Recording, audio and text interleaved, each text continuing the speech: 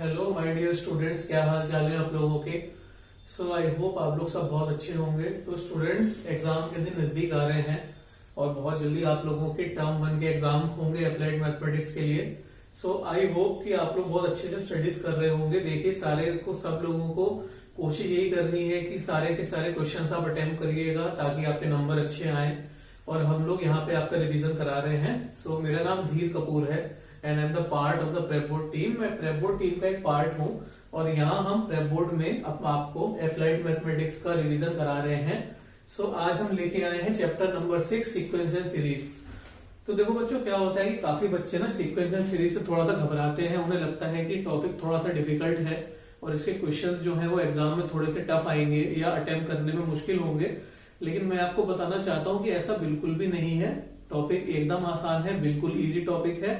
थोड़ा सा दिमाग इसमें जरूर लगाना है हमें, लेकिन अगर हम अच्छे से दिमाग लगा के इस टॉपिक को करेंगे तो डेफिनेट सी बात है कि इसके सारे क्वेश्चंस में हम बहुत अच्छा स्कोर कर सकते हैं। तो मेरे साथ जुड़े रहिएगा, मेरे साथ बने रहिएगा। हम ये वीडियो चालू करते हैं। तो सबसे पहले हम सीक्वेंस एंड सीरीज का जो पहला पार्ट है हमारा सीक्वेंस, उसके बारे में स्टडी करते हैं। तो सीक्वेंस बेसिकली क्या होता है? A set of numbers arranged in a definite order is called a sequence। ये छोटी सी डेफिनेशन है कि अगर मेरे पास सेट ऑफ नंबर्स हैं, काफी नंबर्स अगर मेरे साथ में हैं और उन्हें मैं डेफिनेट ऑर्डर में नोट कर रहा हूं तो फिर मैं उन्हें सीक्वेंस कहता हूं। फॉर एग्जांपल, अगर मेरे पास नंबर है 2 3 4 5 अप टिल ये मेरे जा रहे हैं आगे तक, या फिर अगर मेरे पास में नंबर्स है 2 के बाद में 4 के बाद में 8 के बाद में 12, या ये सारे पॉजिटिव नंबर्स मैंने यहाँ पे लिए हैं, पॉजिटिव नंबर्स। इसके साथ में अगर मैं चाहूं तो नेगेटिव नंबर्स भी ले सकता हूं, -8 -7 -6 -5। तो आप यहाँ पे ये देख रहे हैं कि मैंने जो नंबर्स लिए हैं उन्हें मैंने एक पर्टिकुलर ऑर्डर में अरेंज किया है, एक पर्टिकुलर वे में उन्हें लिखा है।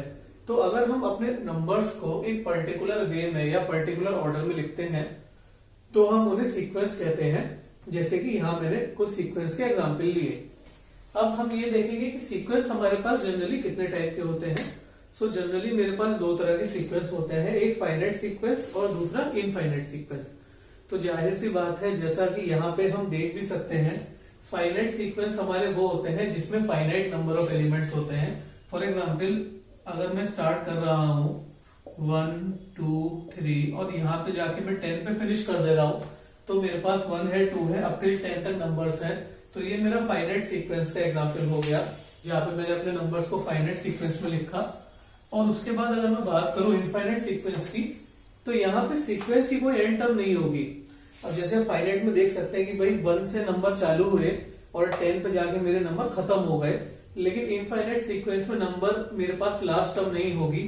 फॉर एग्जाम्पल, अगर मैंने लिखा 1 2 3 और ये मेरे आगे तक जा रहे हैं और मुझे जब एंड पॉइंट नहीं पता होता तो मैं एंड पॉइंट को क्या कह देता हूँ? बताओ तो क्या कह देता हूँ यार? एंड पॉइंट को मैं कह देता हूँ बेटा इंफिनिटी। तो मेरे ये नंबर इंफिनिटी तक चले जाते हैं। तो ये मेरा इनफाइनाइट सीक्वेंस हो गया जहां पे last term is not known, और मेरा फाइनाइट सीक्वेंस जहां पे लास्ट टर्म मेरी नोन होती है। सो ये मेरे ब्रॉडली दो तरह के सीक्वेंस आइडेंटिफाई करते हैं, फाइनाइट और इनफाइनाइट सीक्वेंस। तो स्टूडेंट्स, अभी हम आगे बढ़ते हैं और हमारा जो नेक्स्ट टॉपिक है प्रोग्रेशन, उसे पढ़ते हैं। सो प्रोग्रेशन बच्चों क्या होता है कि प्रोग्रेशन वो सीक्वेंस होते हैं जो कि पर्टिकुलर पैटर्न को फॉलो करते हैं। अगर मेरे पास कोई सीक्वेंस है जो पर्टिकुलर पैटर्न के अंदर है तो मैं उन्हें बोलूंगा कि वो प्रोग्रेशन है। अब वो पैटर्न मेरा किसी भी तरह का हो सकता है। जनरली जो मेरे एग्जाम्स में हम लोग स्टडी करते हैं, नॉर्मली 3 तरह के हमारे पैटर्न्स होते हैं जो हमारे सिलेबस के अंदर आते हैं या जो हम अपने 11th और 12th में कवर करते हैं। तो पहला तो होता है हमारा अर्थमेटिक प्रोग्रेशन। अर्थमेटिक प्रोग्रेशन क्या होता है बच्चों कि इसमें जो दो टर्म्स होती हैं प्रोग्रेशन की, उनके बीच का जो कॉमन डिफरेंस है वो बराबर रहता है सारी की सारी टर्म्स का। मैंने एक एग्जांपल भी दिया है। फॉर एग्जांपल 3 है, 3 के बाद 6 है, 6 के बाद 9 है, 9 के बाद 12 है। तो देखिए 3 और 6 के बीच में 3 का गैप है, फिर 6 और 9 के बीच में भी 3 का गैप है, 9 से 12 के बीच में भी 3 का गैप है। मतलब कि जो कॉमन डिफरेंस है इस केस में जो कॉमन डिफरेंस 3 है, तो हर दो टर्म के बीच में जो कॉमन डिफरेंस होता है अर्थमेटिक प्रोग्रेशन के केस में वो सेम रहता है। उसके बाद आ जाता है हमारा ज्योमेट्रिक प्रोग्रेशन। ज्योमेट्रिक प्रोग्रेशन में क्या होता है कि जो हमारी दो टर्म्स होती हैं उनके बीच का कॉमन रेशियो हमेशा हमारा बराबर होता है। For example 2 4 8 16। अगर 4 को 2 से डिवाइड करेंगे तो 2 आएगा, 8 को फिर 4 से डिवाइड करेंगे तो भी 2 आएगा, 16 को 8 से डिवाइड करेंगे तो 2 आएगा। तो यहाँ पे ज्योमेट्रिक प्रोग्रेशन के केस में जो कॉमन रेशियो होता है हमारा, वो हमारा बराबर रहता है। उसके बाद एक तीसरा हमारा हार्मोनिक प्रोग्रेशन आता है। हमारे 11th के सिलेबस में तो हार्मोनिक प्रोग्रेशन नहीं है, बट हम जब फ्यूचर आगे पढ़ेंगे अपनी 12th की स्टडीज में और कॉम्पिटिटिव एग्जाम में, तब हम हार्मोनिक प्रोग्रेशन को पढ़ेंगे। यहाँ पे क्या होता है कि रेसिप्रोकल्स ऑफ जो नंबर्स होते हैं वो मेरे एपी के अंदर होते हैं, तो इस केस में मेरे हार्मोनिक प्रोग्रेशन हो जाता है। रेसिप्रोकल ऑफ नंबर मेरे एपी में होते हैं। सो अभी इस चैप्टर में हम अरिथमेटिक प्रोग्रेशन और ज्योमेट्रिक प्रोग्रेशन को डिटेल में पढ़ेंगे, डिटेल में हम इसे स्टडी करेंगे। सो आइए स्टार्ट करते हैं हम अरिथमेटिक प्रोग्रेशन के साथ में। सो स्टूडेंट्स, अभी हम स्टार्ट करते हैं हमारा अरिथमेटिक प्रोग्रेशंस। तो अरिथमेटिक प्रोग्रेशंस में क्या होता है, difference of any two term from preceding term is constant. मतलब कि कोई भी टर्म होगी, एनी टर्म होगी, उससे जो पहली वाली टर्म होगी उसका जो डिफरेंस होगा वो हमेशा बराबर होगा। भाई जैसे मैंने एक एपी लिया, उसके अंदर मैंने 4 टर्म रखी, पहली टर्म 1 है, दूसरी टर्म 3 है, फिर 5 है, फिर 7 है। तो आप ये देखिए कि हर टर्म के बीच में कितने का डिफरेंस है, 2 का डिफरेंस है। तो कोई भी अगर आप सेट ऑफ नंबर्स देखते हैं जहां पे कॉमन डिफरेंस सेम आता है, तो आप ये कह सकते हैं कि वो मेरा पार्ट है एपी का। अब देखिए, अगर मेरे पास में जनरल एपी है और मुझे अगर जनरल टर्म ऑफ एपी निकालनी है, तो उसका फॉर्मूला होता है an is equal to a plus n minus 1 into d, जिसमें a मेरा फर्स्ट टर्म हो जाता है, n मेरा नंबर ऑफ टर्म्स हो जाता है और d मेरा कॉमन डिफरेंस होता है, जो कि मेरी 2 टर्म के बीच का डिफरेंस होता है। जैसे कि मुझे अगर कोई एपी दी गई, मुझे 4 टर्म उसकी दे दी गई कि भैया मुझे पता है कि मेरी एपी में 1 3 5 7 है, 4 टर्म मेरे को पता है कि मेरी एपी की दे दी गई, और इसके बाद में मुझसे पूछा कि आप मेरे को 28 टर्म बताइए या आप मेरे को 18 टर्म बताइए, तो मैं सिंपली फर्स्ट टर्म को 1 ले लूंगा, कॉमन डिफरेंस को 2 ले लूंगा, और n को जो मुझे दिया हुआ होगा वो रख के मैं आराम से an की वैल्यू यहाँ पे निकाल सकता हूँ। सो इन दिस वे मैं अपने n टर्म को कैलकुलेट कर सकता हूँ इस पर्टिकुलर फॉर्मूले से, a plus n minus 1 D. n term के बाद में मेरा फॉर्मूला आता है सम ऑफ n टर्म्स का, कि अगर मेरे पास एपी में n टर्म्स हैं और मुझे उन n टर्म्स का सम निकालना है, तो फॉर्मूला लगाता हूं मैं n upon 2a plus n minus 1 into D. यहाँ पे a मेरी फर्स्ट टर्म है, d कॉमन डिफरेंस है, और मेरा जो n है वो नंबर ऑफ टर्म्स है। तो इस तरह से मैं सम का फॉर्मूला निकाल लेता हूँ।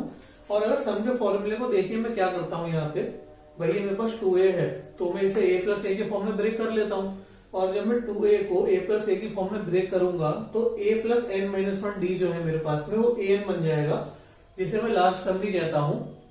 तो सम ऑफ n टर्म्स का जो फॉर्मूला है n upon two a plus l, जहां l मेरा लास्ट टर्म है। तो जनरली 3 फॉर्मूले हैं मेरे, फॉर्मूला नंबर 1, फॉर्मूला नंबर 2 और फॉर्मूला नंबर 3। जनरली मैं इन फॉर्मूले का यूज करता हूँ, और जनरली जो एग्जाम्स में हमारे पास क्वेश्चन आते हैं, सो इन्हीं 3 फॉर्मूले के बेस हम क्वेश्चंस हमारे एग्जाम्स में हम एक्सपेक्ट कर सकते हैं और हम क्वेश्चंस को सॉल्व कर सकते हैं। इसके बाद आता है any term from the and. कभी कभी ऐसा क्वेश्चन आ जाता है कि हमें एक एपी दे रखी होती है और उसमें से हमें पूछते हैं कि भाई लास्ट टर्म बताओ, 4th term from the last बताओ, या 8th term from the and बताओ। तो हम इस फॉर्मूले का यूज करेंगे, any term from end is equal to l minus n minus 1 into d. Last term मेरी l हो जाएगी, n नंबर ऑफ टर्म्स और d मेरा कॉमन डिफरेंस। तो ये फॉर्मूला इतना ज्यादा देखो स्टूडेंट फ्रीक्वेंटली यूज नहीं होता है, लेकिन फिर भी हम इसको पढ़ लेते हैं क्योंकि कुछ क्वेश्चंस में इसका एप्लीकेशन हमारा आ सकता है।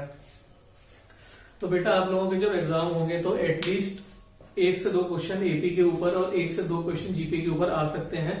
तो ये फॉर्मूले ध्यान से देख लीजिए, इन्हीं फॉर्मूले के बेस में क्वेश्चंस आएंगे, तो इसको नोट डाउन कर लीजिए और आगे के क्वेश्चंस हम इसको देख के करेंगे। So kindly note it down. अभी एपी के बाद हम आगे बढ़ते हैं जीपी की तरफ। स्टूडेंट्स, अभी हमारा नेक्स्ट टॉपिक है ज्योमेट्रिक प्रोग्रेशन का। तो ज्योमेट्रिक प्रोग्रेशन क्या होता है कि भाई ratio of any term to it preceding term is constant. मतलब 2 टर्म के बीच में जो रेशियो होगा वो हमेशा कांस्टेंट होगा, और उसे हम जनरली r से डिनोट करते हैं, यानी कि कॉमन रेशियो से डिनोट करते हैं। फटाफट से 3-4 फॉर्मूले हैं उसे देख लेते हैं, और यही फॉर्मूले के ऊपर हमारे क्वेश्चन आएंगे। सिंपल है, आपको बस इसको अप्लाई करना है।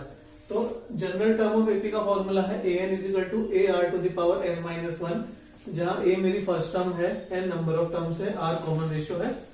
a और to the power n minus 1 लगा के मैं एनी टर्म निकाल सकता हूँ। फॉर एग्जाम्पल जीपी की अगर मुझे 3 या 4 टर्म दी हुई है और मुझसे कोई पूछे कि भाई 12 टर्म बताओ या 15 टर्म बताओ, so I can use this formula to find it out. After that मेरा फॉर्मूला आता है लास्ट टर्म ऑफ जीपी का, कि अगर मेरे को जीपी की लास्ट टर्म लगानी है तो इसका फॉर्मूला सेम ही है, L is to AR to the power n minus 1।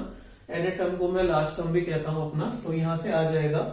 और फिर अगर जैसे हमें एबी में पूछा था कि भाई n term from the and बताओ, 4 टर्म फ्रॉम द एंड बताओ या 7 टर्म फ्रॉम द एंड बताओ, तो हम ये फॉर्मूला यूज करेंगे an n is equal to L 1/r raise to the power n minus 1, जहां r कॉमन रेशियो है, L मेरा लास्ट टर्म है। So with the help of this formula मैं n term from the end find out कर सकता हूं।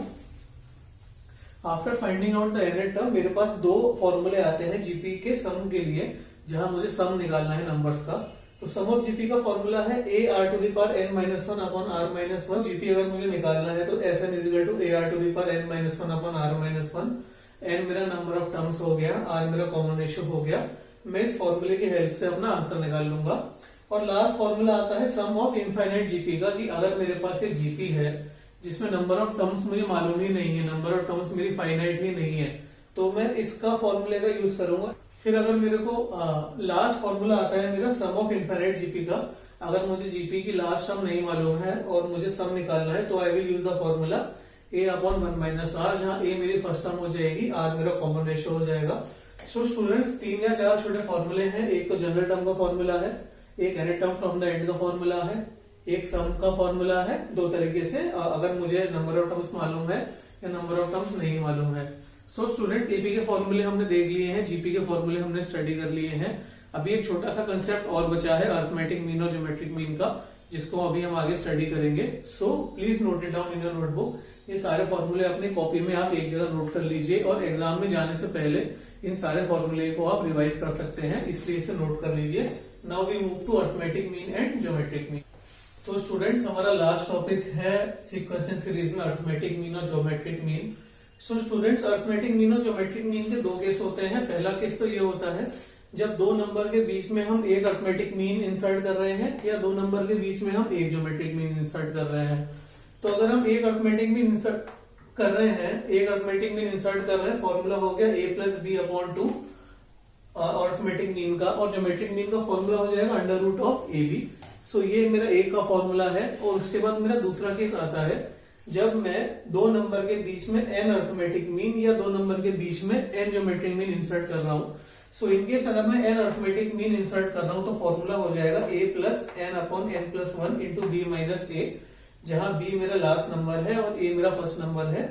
तो इस फॉर्मूले की मदद से मैं अपनी n टर्म निकाल सकता हूं ap की, an की। अब जैसे मैंने an लिया, अब यहाँ पे मैं n की वैल्यू 2 ले सकता हूँ, 3 ले सकता हूँ। जो भी मुझे अरिथमेटिक मीन निकालनी है वो मैं इस फॉर्मूले की हेल्प से निकाल सकता हूँ।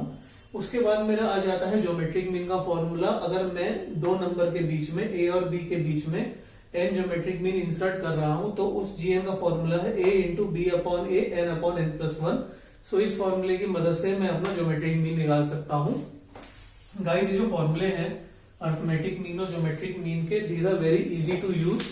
आप सिंपली अपने फॉर्मूले में a और b की वैल्यू रखिएगा, नंबर ऑफ टर्म्स की वैल्यू रखिएगा और आपको यहाँ पे अरिथमेटिक मीन और ज्योमेट्रिक मीन मिल जाएगा। और अगर आपको सिंपली एक अरिथमेटिक मीन या ज्योमेट्रिक मीन इंसर्ट करना है सो आप इस सिंपल फॉर्मूले से a प्लस बी अपॉन 2 या फिर under root of A b से भी निकाल सकते हैं। एक या दो क्वेश्चन अरिथमेटिक मीन या ज्योमेट्रिक मीन के आपके एग्जाम में आएंगे। सो स्टूडेंट्स इस पर्टिकुलर वीडियो में हमने अपने प्रोग्रेशन के बारे में स्टडी किया, सीक्वेंस के बारे में स्टडी किया, सीरीज के बारे में स्टडी किया। और स्टूडेंट आई होप कि आपको हमारा आज का वीडियो समझ में आया। सारे के सारे फॉर्मूले जो मैंने इस वीडियो के अंदर आपको बताए हैं, यही फॉर्मूले के ऊपर आपके क्वेश्चंस आएंगे। क्वेश्चंस को जरूर अटेम्प्ट करिएगा, घर में सारे के सारे क्वेश्चन को ट्राई कर लीजिए। और अभी आपका जैसे एग्जाम है तो मल्टीपल चॉइस क्वेश्चंस को आप अगर अटेम्प्ट करेंगे तो आपके लिए ज्यादा अच्छा रहेगा। So I wish all the best for your examination. Sequence and series का वीडियो आई होप आपको अच्छा लगा होगा। नेक्स्ट वीडियो रिवीजन सीरीज में हम बहुत जल्दी लेके आएंगे। Till then thank you.